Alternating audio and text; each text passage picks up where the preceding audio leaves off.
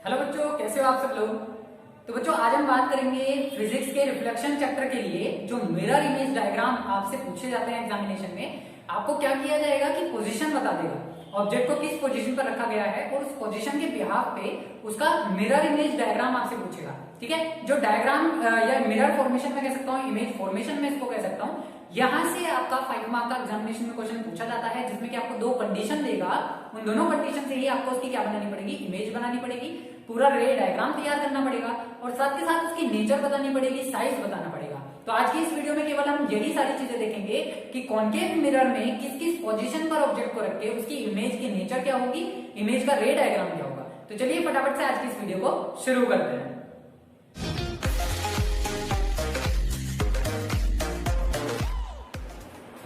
तो बच्चों image formation में सबसे पहली जो पोजीशन है, अब देखो इमेज फॉर्मेशन करने के लिए किसी भी मिरर से, चाहे कॉन्केव मिरर हो या कॉन्वेक्स मिरर हो, रूल की वीडियो भी कभी नहीं देखी अगर तो उसका लिंक डिस्क्रिप्शन बॉक्स में मिल जाएगा। वहां से सबसे पहले हमें क्या करना है, वो जो 4 रूल मैंने बताए 1 2 3 4 क्या करने के लिए, इमेज फॉर्मेशन करने के लिए वो चारों रूल को यहाँ पे अप्लाई करने वाला है।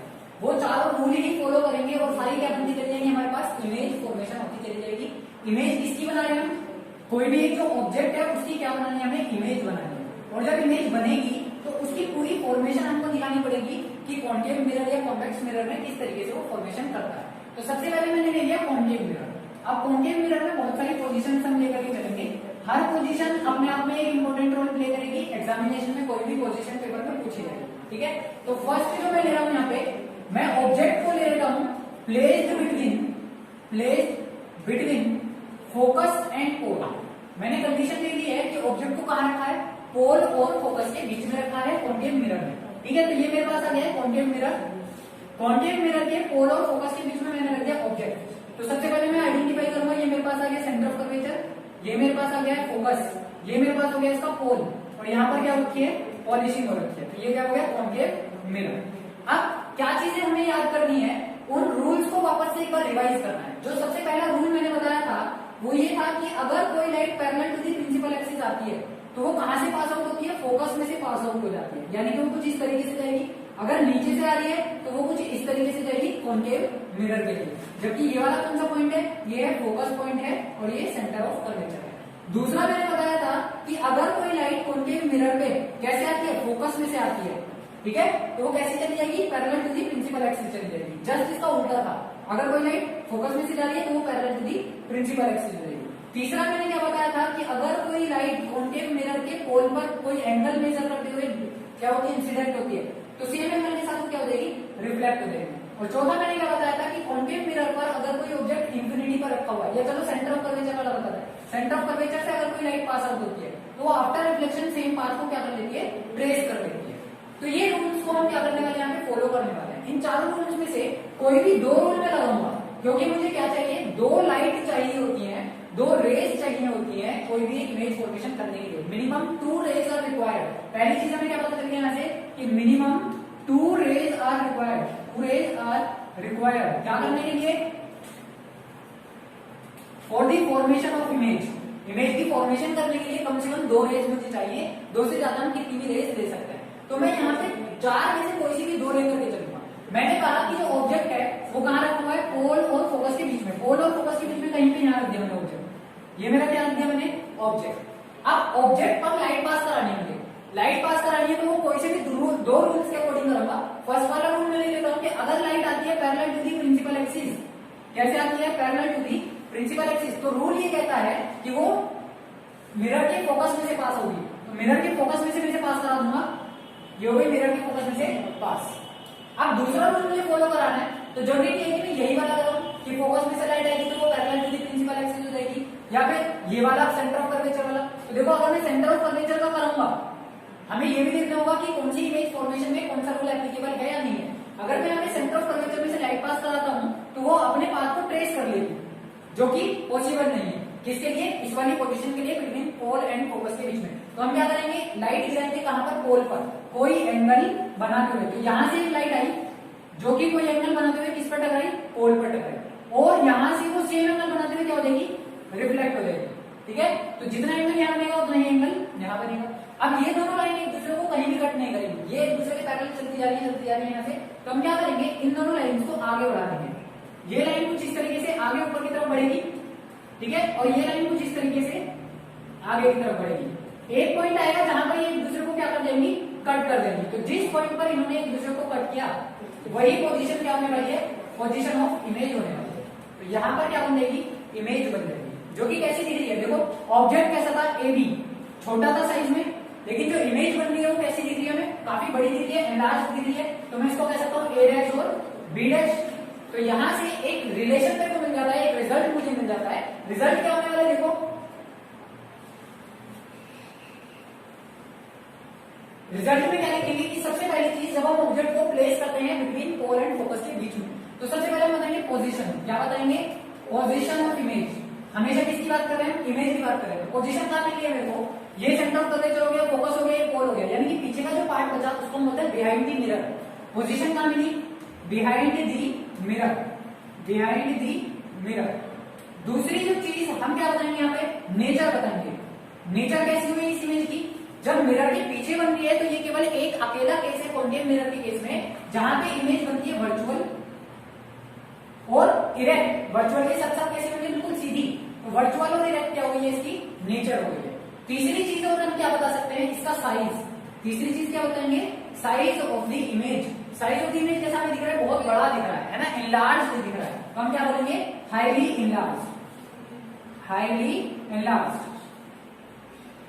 तो ये जो तीन बात है, कौन कौन सी, पहली पोजीशन, दूसरी नेचर, तीसरी इसका साइज। ये तीनों बातें एग्जामिनेशन में पूछी जाएंगी, किसके साथ साथ, रे डायग्राम ड्रॉ करने के साथ साथ। आपको पोजीशन दे देगा एग्जामिनेशन में, जैसे यहाँ पर फर्स्ट पोजीशन हमने दी थी कि when object is placed between pole and focus, तो हमें क्या करना है, इसका रे डायग्राम ड्रॉ करना है और पोजीशन, नेचर और साइज ऑफ द इमेज बताना है। तो ये तीनों आंसर हम कभी निकाल पाएंगे जब हमें इसकी इमेज फॉर्मेशन करनी आती होगी। तो सबसे पहले हम क्या करेंगे, रे डायग्राम ड्रॉ करेंगे, फिर उसके बाद इनकी सारी पोजीशन, सारी नेचर, सारी साइज कहां से मिलेगा, हमें रे डायग्राम से मिलेगा। समझ में आ गया, स्क्रीनशॉट ले लो, फिर अगली पोजीशन देखते हैं। सेकंड पोजीशन हमारे पास दी हुई है, when object is placed at focus at F पे, बिल्कुल एफ के ऊपर हमने क्या रखा है, ऑब्जेक्ट को रखा हुआ है। तो इस बार चलिए डायग्राम बना लेते हैं वापस से। कॉन्केव हो गया, ये इसका प्रिंसिपल एक्सिस हो गया, ये इसका पोल हो गया, ठीक है। हर बार मुझे क्या करना पड़ रहा है, पॉलिशिंग करनी पड़ रही है, मुझे डर है कि मैं भी पॉलिश करने वाला ना बनूं। ये हो गया फोकस, ये हो गया सेंटर ऑफ कर्वेचर। क्या करेंगे, चार रूल्स को फॉलो करना है, चार में से कोई भी दो रेज बनाऊंगा, ठीक है। कोई भी दो रूल में अप्लाई करूंगा। पहला रूल मैं अप्लाई करता हूँ कि व्हेन कहां पे रखा हुआ ऑब्जेक्ट, फोकस पे, बिल्कुल एग्जैक्ट फोकस पे। ये इससे पहले जो हमने लिखा वो क्या था, when object is placed between pole and focus. तो ऑब्जेक्ट को मैंने यहाँ रखा था, लेकिन इस बार ऑब्जेक्ट कहां था, बिल्कुल फोकस से ऊपर। तो parallel to the principal axis में लाइट डालूंगा और फोकस में से पास करा दूंगा। ये लाइट हो गई फोकस में से पास। दूसरा रूल मैं कोई सा भी ले सकता हूँ, कोई सा भी मतलब चाहे मैं सेंटर ऑफ कर्वेचर का ले लूं, चाहे मैं पोल का ले लूं, चाहे मैं कौन सा ले लूं, फोकस वाला ले लूं, वो मेरी मर्जी है। तो मान लो सपोज मैं लाइट पास करा देता हूँ, यहाँ लाइट कहां से पास करा देता हूँ, मैं करा देता हूँ यहाँ पे पोल पे से पास। तो मैंने जितने एंगल से ये पोल पे इंसिडेंट होगी उतने ही एंगल के साथ ही क्या हो जाएगी, यहाँ से रिफ्लेक्ट हो जाएगी। तो एक पॉइंट आएगा जहां पर ये कट कर देगी एक दूसरे को, ये पॉइंट मेरे पास आ गया। जितना एंगल ऑफ इंसिडेंस है उतना ही एंगल ऑफ क्या हो जाएगा, यहाँ पे रिफ्लेक्शन हो जाएगा। तो जिस पॉइंट पर इन्होंने कट किया उस पॉइंट को यहाँ पर मीट कराएंगे। ये पॉइंट पर कट हो रही है तो ये ऊपर की तरफ बढ़ा देंगे। तो यहाँ से मुझे एक डायग्राम मिल गया, मुझे एक पोजीशन मिल गई इमेज की, जो कि कैसी है, उल्टी पोजीशन हमें मिल गई है, जो कि कैसी हुई है, in front of mirror, in front of mirror and किससे पहले, सेंटर ऑफ कर्वेचर से पहले, before C, centre of curvature से पहले। दूसरी चीज जो हमें निकालनी है वो क्या निकालनी है, नेचर। दूसरी चीज क्या निकालनी है, नेचर, जो कैसी है, रियल एंड इन्वर्टेड। दूसरा आंसर हमारे पास क्या है, नेचर कैसी हुई है, रियल एंड इन्वर्टेड। और जो तीसरा आंसर अब हमारे पास बचा वो क्या है, साइज। साइज कैसा दिख रहा है हमें, जब ये नीचे की तरफ जा रही है तो ये बहुत बड़ी बनाएगी। पहले वाले केस में भी इनलार्ज थी, जिसको मैं हाईली इनलार्ज बोला था, लेकिन इस वाले केस में उससे भी ज्यादा बड़ी इमेज बनने वाली है, तो इसको भी मैं क्या लिखूंगा, हाईली इनलार्ज। तो ये इस तरीके से किसी भी पोजीशन पे रख के हम क्या बना सकते हैं, उसका मिरर डायग्राम या मिरर फॉर्मेशन, इमेज फॉर्मेशन बना सकते हैं। स्क्रीनशॉट ले लो, अगली पोजीशन चेक करते हैं। तो तीसरी पोजीशन हमें मिल गई है, when object is placed between focus and centre of curvature. Mirror की इमेज बना रहे हैं सीधे सीधे, ये आ गया मेरे पास कॉन्केव मिरर, ये आ गया मेरे पास पोल, ये आ गया फोकस, ये आ गया सेंटर ऑफ कर्वेचर। ऑब्जेक्ट कहीं पर यहाँ रखा हुआ है सेंटर ऑफ कर्वेचर और फोकस के बीच में। लाइट जाएगी parallel to the principal axis, focus में से पास हो जाएगी, ये कुछ फोकस में से इस तरीके से पास हो गई।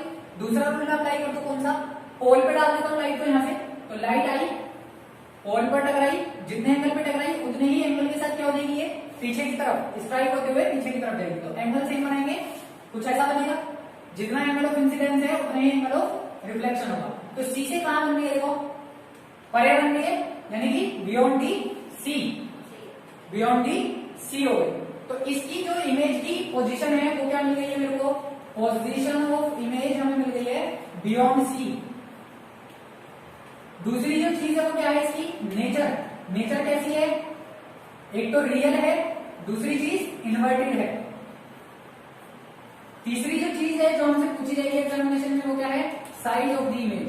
साइज ऑफ द इमेज कैसा दिख रहा है हमें, बड़ा दिख रहा है, ऑब्जेक्ट तो छोटा सा था, तो इसको कैसे लिख देंगे, इनलार्ज लिख देंगे। तो ये हमारे पास तीसरी पोजीशन हो गई। फटाफट से स्क्रीनशॉट ले लो, पोजीशन 4 देखेंगे। पोजीशन 4 हमें दी हुई है कि when object is placed at C, जब ऑब्जेक्ट को सेंटर ऑफ कर्वेचर पर रखा गया है। तो सेंटर ऑफ कर्वेचर पर कैसे रखेंगे, ये मेरे पास आ गया कॉन्केव मिरर, ये आ गया इसका एफ, ये आ गया इसका सी, ये आ गया इसका पी। तो बिल्कुल सेंटर ऑफ कर्वेचर के ऊपर ऑब्जेक्ट रख दिया, ये मेरे पास क्या आ गई है, ऑब्जेक्ट आ गई है। लाइट को पास आ रही है parallel to the principal axis, कहां से पास हो जाएगा, फोकस में से पास हो जाएगा। दूसरा रूल क्या कर दूं कि लाइट कैसे चली जाए, सेंटर ऑफ कर्वेचर से पास करा दूं क्या। अगर लाइट सेंटर ऑफ कर्वेचर से पास होगी तो जहां से गलेगी तो वो तो इस तरीके से पास नहीं होगी, या फिर मैं नीचे से जाऊंगा तो भी वो ऑब्जेक्ट को नहीं देख पाएगा। तो हम क्या करते हैं, parallel to the principal axis हमने डाला था, इस बार फोकस में से डाल देते हैं। तो लाइट जाएगी कहां से, फोकस में से, और वो कैसे हो जाएगी, parallel to the principal axis हो जाएगी। तो जब ये फोकस में से पास होगी और parallel to the principal axis जा रही है, तो हम पाएंगे कि जो इमेज है वो एग्जैक्टली कहां मिलती है, नीचे मिलती है इसके सेंटर ऑफ कर्वेचर के। तो यहां से क्या आई है, पोजीशन आ गई है। तो फर्स्ट आंसर जो है पोजीशन का वो क्या है, पोजीशन, जब ऑब्जेक्ट कहां रखा हुआ है, सेंटर ऑफ कर्वेचर पर, तो पोजीशन भी क्या होगी, एट सी ही होगी। इमेज की पोजीशन भी कहां मिलने वाली है, एट सी मिलने वाली है। नेचर की अगर मैं बात करता हूं तो नेचर फिर से वही सेम हो गई, रियल और इन्वर्टेड। रियल भी है और इन्वर्टेड भी है क्योंकि नीचे की तरफ मिली है। तीसरी जो चीज है वो वापस से वही साइज। साइज की मैं बात करूं तो साइज कैसा दिख रहा है मेरे को, same size of the object. ठीक है, ये एक अकेला ऐसा केस है जिसमें सेंटर ऑफ कर्वेचर पर जितने साइज के हम ऑब्जेक्ट रखते हैं उतने ही साइज की वो क्या बनाएगा, उसकी इमेज बनाएगा। तो same size of the object, बिल्कुल यही साइज मिलने वाला है जितने साइज का हम ऑब्जेक्ट प्लेस करेंगे। नेक्स्ट जो पोजीशन उसको देखते हैं, फटाफट स्क्रीनशॉट ले लो, लिखते हो। तो पोजीशन 5 है हमारे पास, when object is placed beyond C. तो सी के पीछे हमने रखा है, ये हमारे पास कॉन्केव मिरर, ये आ गया इसका पोल, ये इसका फोकस, ये इसका सेंटर ऑफ कर्वेचर। ऑब्जेक्ट रखा हुआ है बियॉन्ड सी, सी के परे रखा हुआ है। लाइट जाएगी parallel to the principal axis, focus में से पास आउट हो जाएगी, पहला रूल अप्लाई हुआ। दूसरा, फोकस में से लाइट पास कराएंगे तो वो parallel to the principal axis हो जाएगी। जिस जगह इन्होंने कट किया वो क्या पोजीशन है, between the C and F. तो मेरे को क्या मिल गई है, पोजीशन मिल गई है इमेज की, पोजीशन मेरे को मिल गई है between C and F when object is beyond placed at beyond C. जब सी के परे हम ऑब्जेक्ट को रखेंगे तो इमेज कहां मिलने वाली है, सी और एफ के बीच में। दूसरी चीज, इसकी नेचर की बात करें तो नेचर कैसी होगी, नेचर हर बार रिपीट हो रही है, केवल एक केस को हमने छोड़ा है, रियल और इन्वर्टेड इसमें मिलेगी। तीसरी जो चीज है वो क्या है, इसका साइज। साइज की हमने बात करी तो साइज कैसा होगा, इनलार्ज होगा। साइज कैसा हो जाएगा, इनलार्ज हो जाएगा। लास्ट पोजीशन हमारे पास बची है अब, जहां जबकि वो कौन सी है, इन्फिनिटी। जब ऑब्जेक्ट को कहां रखा गया हो, इन्फिनिटी पर। स्क्रीनशॉट ले लो, फिर इन्फिनिटी की पोजीशन देखेंगे, जब याद रखिए। पोजीशन 6 हमारे पास है कि when object is placed at infinity. जब ऑब्जेक्ट को कहां रखा गया है, इन्फिनिटी पर रखा गया है। तो ये मेरे पास आ गया कॉन्केव मिरर। कॉन्केव मिरर पे कहीं इन्फिनिटी में कोई ऑब्जेक्ट रखा हुआ होगा। जब ऑब्जेक्ट इन्फिनिटी पर रखा हुआ है तो मैं उसकी पोजीशन को दिखा नहीं सकता प्रिंसिपल एक्सिस पर, तो हम उसको कंसीडर करके चल रहे हैं कि कहीं पर ऑब्जेक्ट बहुत दूर रखा हुआ है। एक लाइट आएगी, कहीं से भी पास आउट करा सकता हूं। एक लाइट आई जो कि मैंने फोकस में से पास करा दी, जो कैसी चली गई, parallel to the principal axis चली गई। एक लाइट मैंने करा दी इसके पोल पर इंसिडेंस, तो पोल पर ही जितना एंगल बनाते हुए जाएगी उतने ही एंगल से क्या हो जाएगी, वापस हो जाएगी। जितना एंगल ऑफ इंसिडेंस बनेगा उतना ही एंगल ऑफ क्या बनेगा, इसका रिफ्लेक्शन बनेगा। तो अब एक चीज का ध्यान रखना है, ये जो पोजीशन है जब इंफिनिटी पर ऑब्जेक्ट रखा होता है तो ये दोनों लाइन एक दूसरे को ऐसे इंटरसेक्ट करती हैं कि वो कहां कट करे, फोकस पर कट करे। तो इसको थोड़ा सा हमें इस तरीके से बनाना होगा, इस बात का हमें ध्यान रखना होगा डायग्राम ड्रॉ करते हुए कि जो लाइन का इंटरसेक्शन पॉइंट है वो कहां पे आए, फोकस पे आए। तो ये वाला जो एंगल ऑफ इंसिडेंस होगा उसको आपको बिल्कुल मेजर करके बनाना है एंगल ऑफ रिफ्लेक्शन के साथ। तो जिस जगह पर ये कट करेंगी वो पॉइंट कौन सा होगा, फोकस पॉइंट होगा। यानी कि जो इमेज की पोजीशन मिली, पहला जो हमें मिला वो क्या है, पोजीशन कहां मिलने वाली है, एट एफ, एग्जैक्टली कहां मिलेगी, बिल्कुल एफ पर मिलेगी।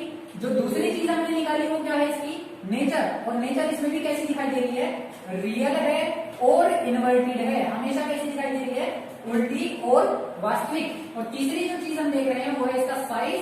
साइज की बात करूं तो साइज कैसा हो गया, वापस से बड़ा हो गया, तो इसमें भी साइज बनता है इनलार्ज।